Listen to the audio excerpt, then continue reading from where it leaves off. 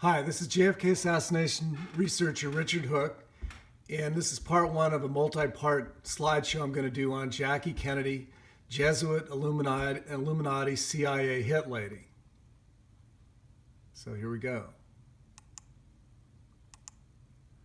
Okay, I just wanted to show that she's part of the Illuminati, and it's just like these people today who always give these symbols of 666, mark of the beast.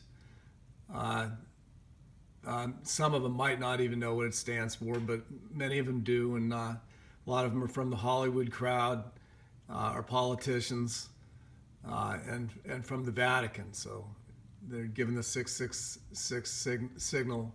It symbolizes the eye of Lucifer. They believe in Satanism. So let's see here.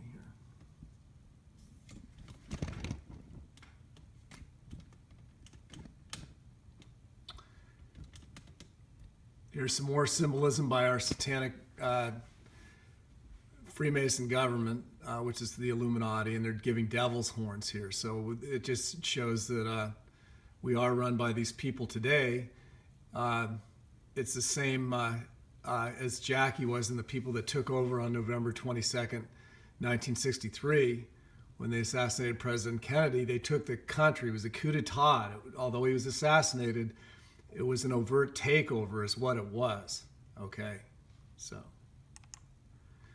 I just wanted to show this starting out. If you see this, it's not the American flag.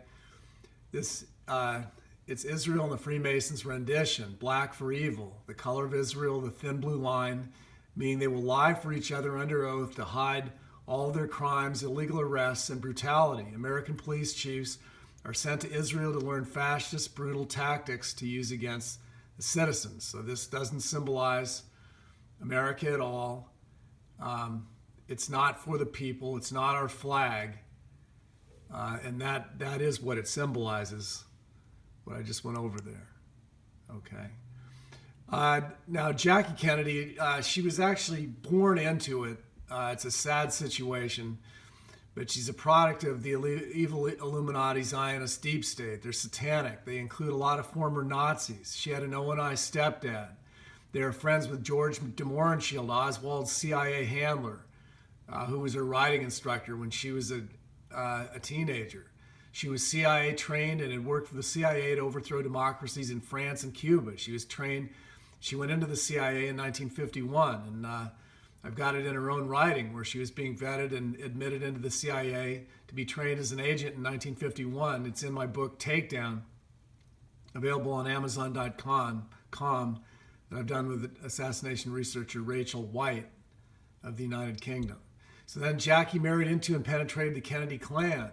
Her whole life, she was an Illuminati deep state tool, and eventually she and her son were both murdered by the CIA. And Alan Dulles' CIA used her on November 22nd, 1963, as a complicit participant in the JFK hit, where she was assured she'd be totally protected. They were not going to allow her to be an innocent participant. She had to take a shot. And she was obviously going to see the Secret Service driver William Greer shoot President Kennedy, Dulles had ordered Jackie to shoot so she would never talk or tell her children. Once JFK researcher William Cooper said the driver shot JFK in 1990, Jackie then died of cancer in 1994 because they were afraid someone would ask her, well, didn't you see the driver shoot your husband?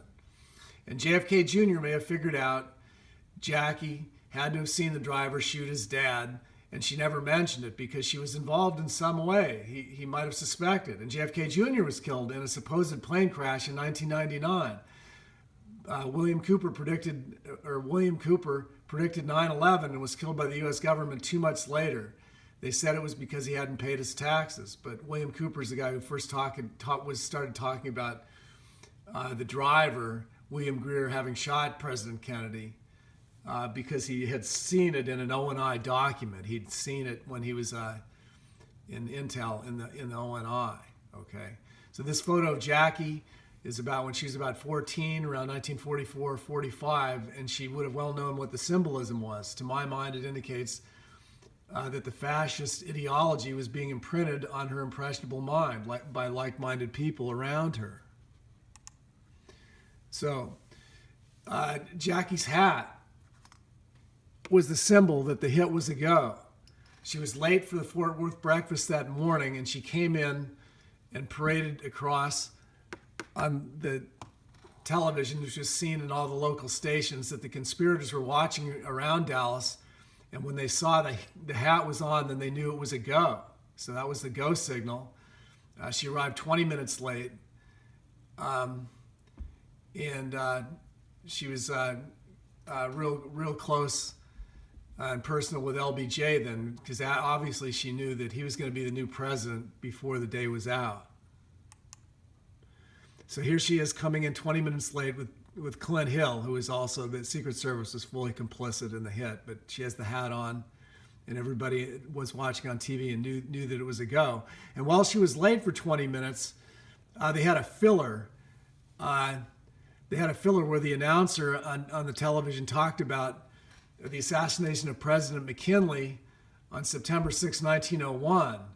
He was assassinated by Leon Solgaz by a revolver hidden behind a handkerchief that he'd got by the Secret Service. So they're explaining to people that presidents are assassinated and sometimes the Secret Service is involved. Solgaz was an unemployed anarchist and mentally ill, they said. But that's what they tried to say that Oswald was later when they framed him. Solgaz fired 2 shots into McKinley with a revolver. Jackie arrived with her pink hat on her head, Secret Service agent Clint Hill, and they paraded across the room, and then JFK spoke. JFK, when his speech was done, he was presented with a cowboy hat that he never put on. Okay, so here they are. There's Jackie arriving 20 minutes late and getting up close and personal with LBJ. Here they are. They flew from the Fort Worth breakfast to Love Field.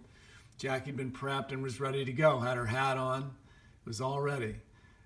They arrived at 11:30 a.m. on Air Force One. Okay, here they are. There's Mayor Cobble, who we now know was a CIA asset, welcoming CIA agent Jackie Kennedy to Dallas. They're going to present her with a bouquet of red roses, which was a symbol of blood sacrifice, I believe. Okay. So here it shows Jackie's pink suit, which was very visible in the car. That's why they had her wear that, so that the shooters would see her and be able to avoid shooting her. Yeah, by the way, the week before the assassination, a week prior, Jackie had spent on Aristotle Onassis' boat in the Mediterranean. And I believe she may have been training during that time for the hit of how to take her shot in Dealey Plaza. So here she is arriving at Love Field. These are the DeMoran shields, and JFK assassination researcher Rachel White and I believe that possibly Jean DeMoran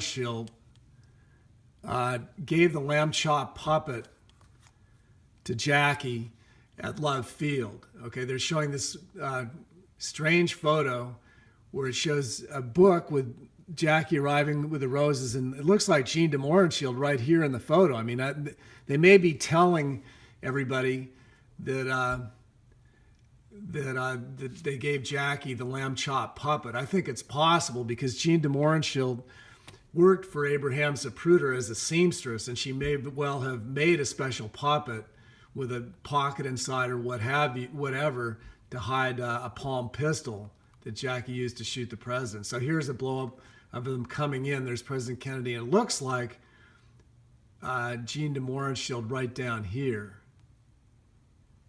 So here it is again. DeMoran Shields.